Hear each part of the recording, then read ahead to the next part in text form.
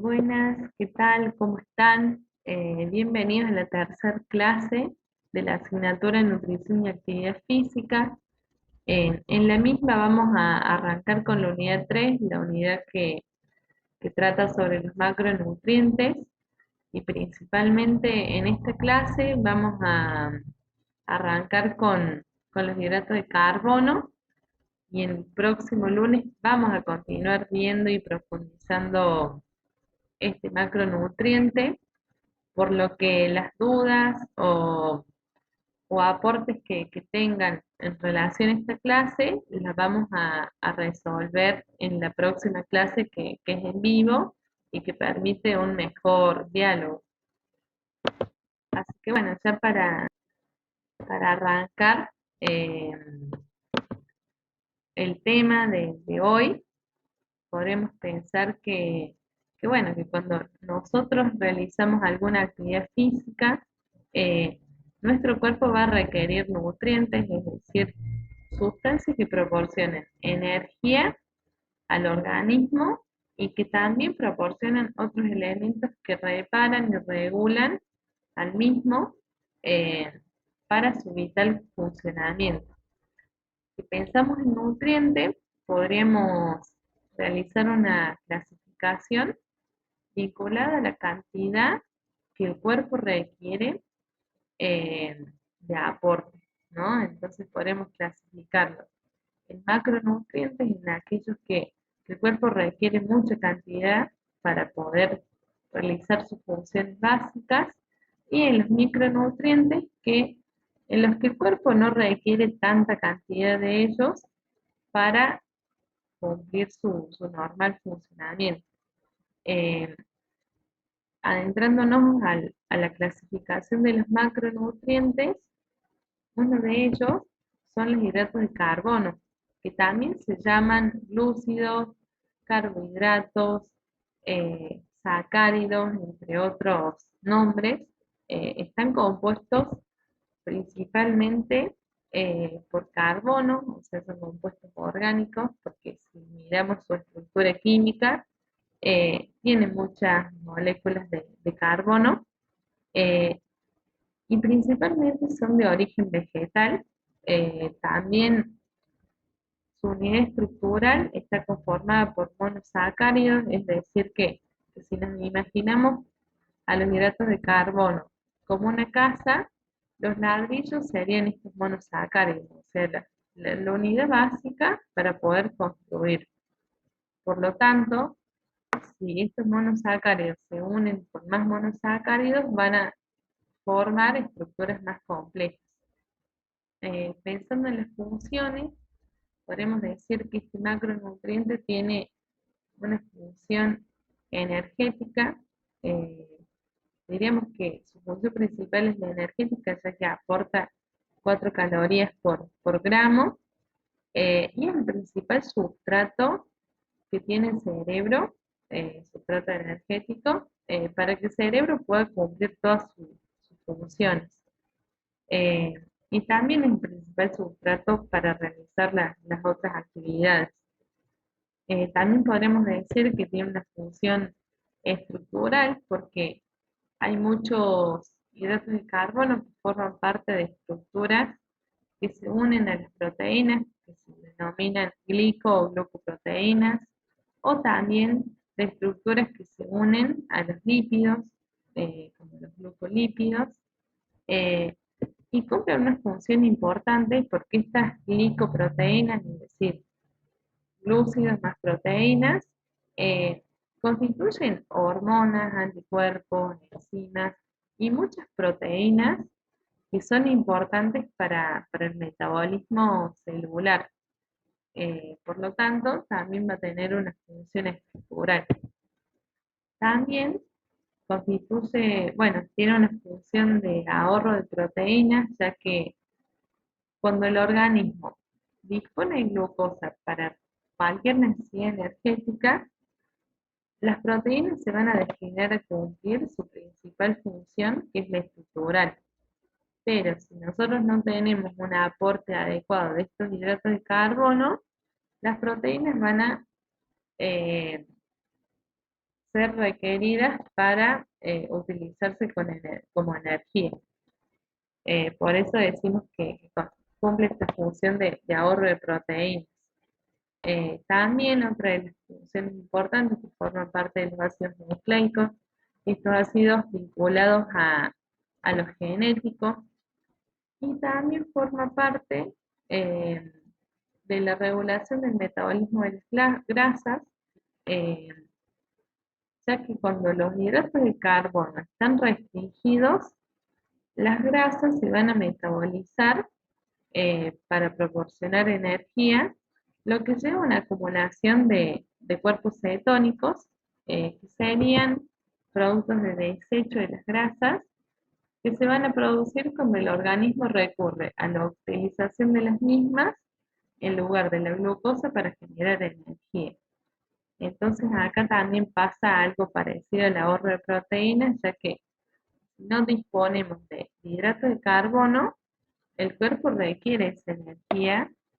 para el funcionamiento del cerebro principalmente y de otras funciones.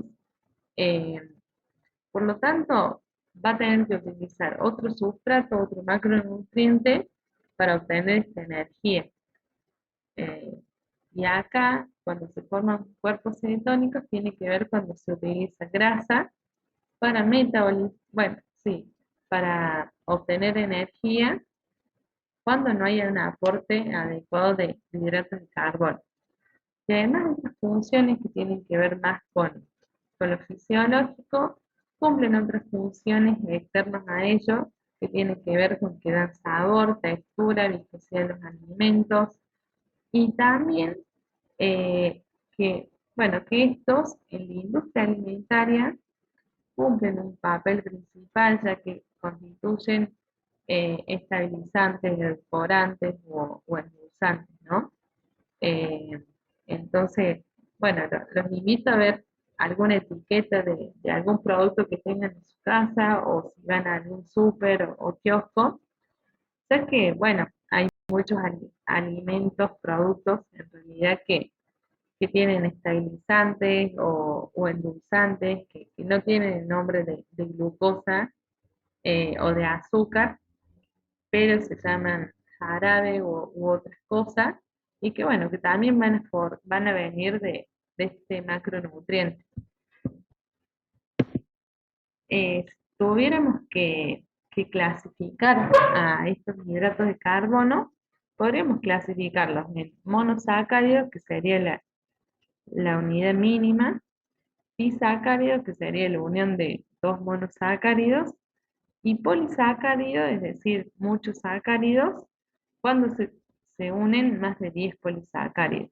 Por lo tanto, podríamos pensar de que de mono a poli, la principal diferencia es que los monosacáridos van a ser estructuras simples y se los va a llamar como azúcares simples, y los polisacáridos van a constituir estructuras más complejas. Eh, para dar ejemplos, podríamos pensar que la glucosa, la fructosa y la galactosa van a formar, bueno, son monosacáridos, la sacarosa, maltosa y lactosa son disacáridos, y después el almidón, la amilosa y el glucógeno van a ser polisacáridos, ya que van a tener más de un monosacárido. Entonces acá tenemos como un esquema, principalmente que muestra los hidratos de carbono simples o azúcares simples o carbohidratos simples, que acá podemos encontrar la glucosa, que es la más conocida, o la sacarosa, manosa, y los hidratos de carbono complejos, donde uno de los más referenciales va a ser el almidón, ¿no? Va a estar compuesto por muchas moléculas de monosacáridos. Y bueno, ya adentrándonos un poco a la digestión de carbohidratos, podemos decir que se va a dar principalmente en tres órganos: en la boca, en el estómago y en el intestino delgado, eh, y que esta digestión va a estar facilitada por enzimas que se dedican principalmente a hidrolizar los hidratos de carbono, es decir, a romper cadenas químicas eh, para tratar de obtener un monosacárido, principalmente la glucosa, y que a partir de allí se pueda absorber por las células del intestino delgado y llegar al torrente sanguíneo para cumplir otras funciones. Entonces, si pensamos, por ejemplo, en un plato de guiso, de lentejas, podemos pensar bueno, que está compuesta principalmente por hidratos de carbono complejos, eh, por polisacáridos. Entonces, cuando ese alimento llega a la boca, a través de la saliva, que tiene un pH relativamente neutro, eh, y a través de la masticación, se va a dar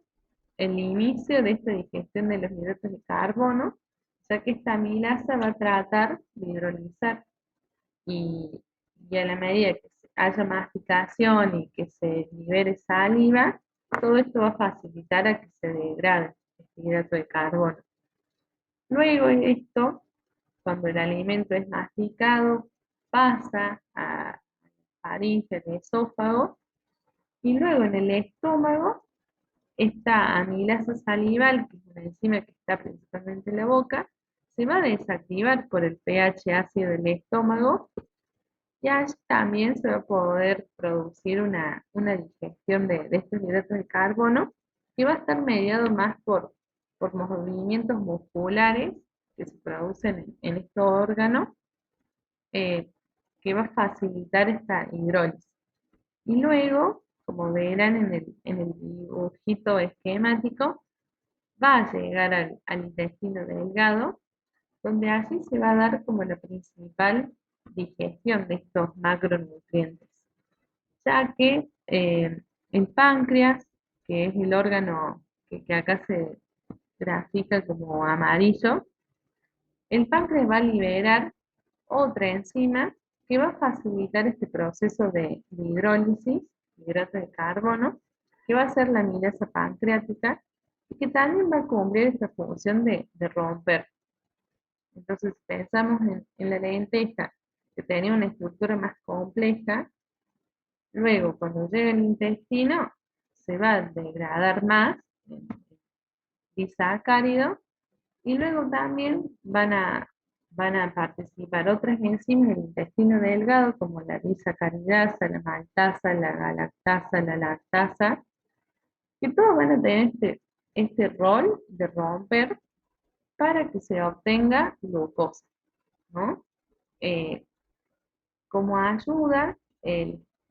cuento que por ahí cuando, cuando alguna palabra termina en asa, está vinculada a la ruptura. Por lo tanto, cuando leamos maltasa, amilasa, tiene que ver con que va a romper estructuras bueno, de almidón, de maltosa, etc. Pero bueno, ya cuando está producido, cuando ya se hizo este proceso de digestión, es decir, degradar moléculas complejas a moléculas simples para que luego se puedan absorber eh, por las células del intestino y llegar al torrente sanguíneo, podemos decir que la digestión ya se produjo y que a su vez estuvo acompañada de esta absorción de glucosa para su posterior funcionamiento, ¿no? Para sus posteriores funciones de esta molécula. Entonces podríamos decir que esta glucosa que se absorbe por por las células del intestino delgado pasan a la vena porta. Esta vena porta va a llevar a las moléculas de glucosa, principalmente el hígado, ya que el hígado constituye un órgano de reservorio de esta glucosa y también va a llevar esta glucosa a otros tejidos. Pero bueno, básicamente ese va a ser como el proceso de digestión. Y pensando en la glucosa, como la glucosa ya está en sangre, podríamos decir que uno de los destinos es que va a ser energía para el cerebro y otras partes del sistema nervioso. Como mencionamos anteriormente, el cerebro requiere 100 gramos de glucosa para el funcionamiento diario. Por lo tanto, la glucosa va a ser un sustrato meramente fundamental para cumplir las funciones, ¿no? Eh, También otro de los destinos de la glucosa es convertirse en grasa y almacenarse como tejido adiposo o tejido graso si es que se superan los depósitos, ¿no? Entonces, si pensamos en que la glucosa se puede alojar en el hígado y también en el músculo, eh, cuando se superan estos depósitos, se va a convertir en grasa y se va a almacenar en el tejido adiposo, ¿no? Y bueno, también como mencioné anteriormente, otro de los destinos es convertirse en glucógeno en hígado y en músculo. O sea que estos dos órganos van a ser los que van a reservar glucosa. Eh, y bueno, y también pensando y vinculándolo con la actividad física, eh, si tenemos glucógeno almacenado en hígado y músculo, que tiene que ver cuando hablamos de glucógeno, tiene que ver con una estructura que contiene muchísimas moléculas de glucosa y que va a servir para reservar esta glucosa, ¿no? Eh, entonces, si pensamos en alguna actividad física donde nuestro cuerpo requiere energía, este glucógeno se va a degradar eh, a través, y bueno, y esto tiene un nombre de glucogenolisis, es decir, que se va a romper la estructura del glucógeno para obtener glucosa, eh, para producir energía principalmente. Entonces, cuando tenemos alguna actividad, el glucógeno se va a degradar porque el cuerpo requiere energía y bueno, luego esa glucosa va a ser transportada a través de la circulación hacia ciertas células para cumplir estas funciones, ¿no? Eh, y bueno, y acá también cuando la glucosa se convierte en glucógeno, podríamos denominar que se da un proceso de glucógenogénesis, es decir, generación del glucógeno, eh, y cuando este glucógeno se rompe, se va a dar un proceso denominado glucógenolisis, es decir, de ruptura del glucógeno, que es cuando el cuerpo va a requerir energía, ¿no? También se va a dar otro proceso que tiene que ver con la lisis, que se denomina glucólisis, y tiene que ver con una serie de reacciones químicas que van a romper ya la molécula de glucosa para generar energía, ¿no? Eh, por lo tanto, este proceso va a proporcionar energía y productos inmediatos para otras vías metabólicas. Bueno, como dato de color, podríamos decir que la glucosa, cuando se absorbe y, y se almacena, va a arrastrar moléculas de agua. Es decir, que cuando tenemos glucosa, por ejemplo en el músculo, también vamos a tener cierto porcentaje de agua, por una cuestión más fisiológica y química. Y también, como dato relevante, las reservas de glucosa no son tan extensas como las reservas de tejido adiposo. Por lo tanto, cuando esta reserva se sature, esta glucosa se va a convertir en grasa. También otro dato importante que va a servir cuando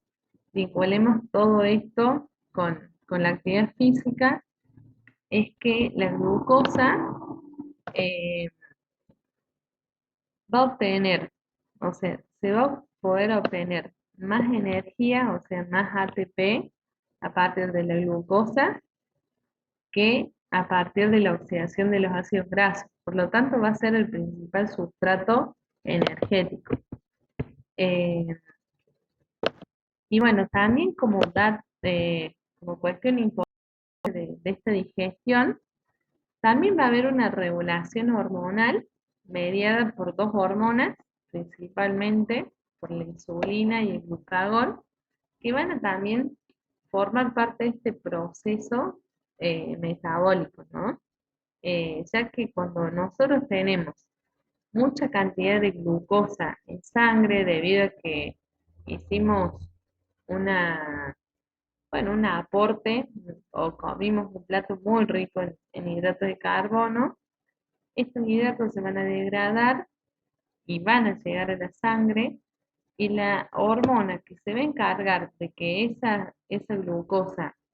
se almacene o llegue a otras células, va a ser la insulina. Entonces va a regular este proceso. Cuando hay una hiperglucemia, una concentración alta de glucosa en sangre, la hormona se va a secretar a través del páncreas, que es bueno, que es una glándula, como vimos anteriormente, que se secreta, eh, y va a favorecer el almacenamiento, ¿no?, de esta glucosa. Y también, contrariamente a la función de la insulina, va a estar el glucagón, que es una hormona que va a actuar cuando hay poca concentración de glucosa en sangre y que por ahí cuando se requiere realizar una actividad necesitamos la glucosa disponible para que pueda llegar a las células y pueda liberar energía. Eh, por lo tanto, ahí la glándula del páncreas va a secretar glucagón para que las células que contengan glucosa,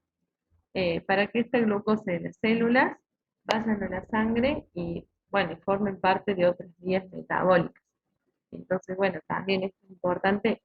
recuperar de que también en realidad hay muchos procesos que se van dando de manera constante y repetitivamente, pero bueno, además de esta digestión que la vemos más en términos químicos y mecánicos, también va a estar mediada por cuestiones hormonales, ¿no? Y bueno, ya para finalizar la clase, eh, vamos a ver un poco las fuentes de estos hidratos de carbono, como para también vincular estos procesos que se dan, procesos químicos que se dan en el cuerpo, pero que están vinculados con la alimentación, porque a partir de ella se van a brindar estos sustratos para obtener energía. Entonces me parecía importante como bajar un poco o hacer este vínculo de lo fisiológico vinculado a la nutrición con la alimentación, eh, para tener también un hilo y que eso en la próxima clase que tengamos facilite, ¿no?, la interpretación de lo que veamos. Eh, bueno, si pensamos en las principales fuentes de hidratos de carbono, el pan ocupa un lugar importante, sobre todo en nuestra cultura, porque el trigo está en la mayoría de los alimentos que consumimos o que consume generalmente la población. Por lo tanto, bueno, va a constituir una fuente de hidrato de carbono y también por su aporte, ¿no? Eh, Otra de las fuentes que tenemos serían los cereales, principalmente, cereales y derivados. Y allí, en cereales, podemos encontrar